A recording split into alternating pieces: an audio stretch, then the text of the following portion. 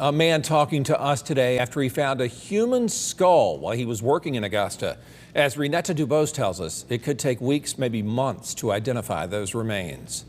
I just gotta go 265 feet that way. What started out as a normal day surveying land at Highland Avenue and Gordon Highway in Augusta turned into this. Well, I just called the authorities. The discovery of human remains, a skull that we chose not to air out of respect. Nathaniel Lee Barton, who works for an Arkansas-based company, made the find. He tells us he was doing a land survey for Chevron at that corner last Friday.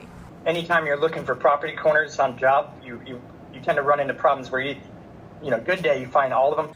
Barton had trouble that day despite having a plat and expanded his search into the wooded area. That's when he found the human skull somewhere between the gas station and the pen.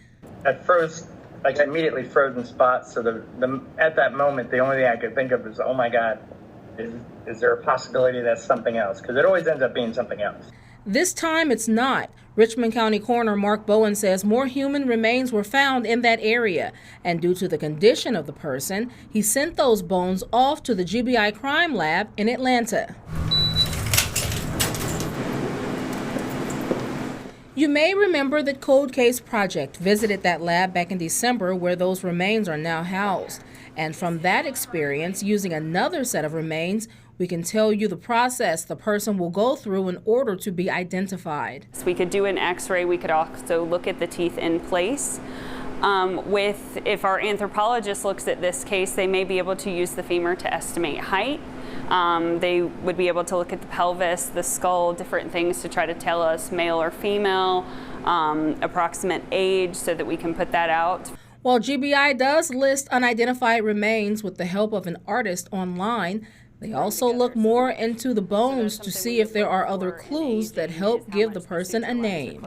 And then also our anthropologist would look at this case to see if there are any injuries that need to be documented that could be something that's at the time of death, but if we have healed injuries, that can be used to identify someone as well. If we know a missing person broke their arm and we have a healed arm fracture, that's something that can be used. Ashley Garrett says you can get DNA from remains. She says they work with other agencies to submit it through law enforcement's combined DNA index system, or an outside source is paid to do the same work.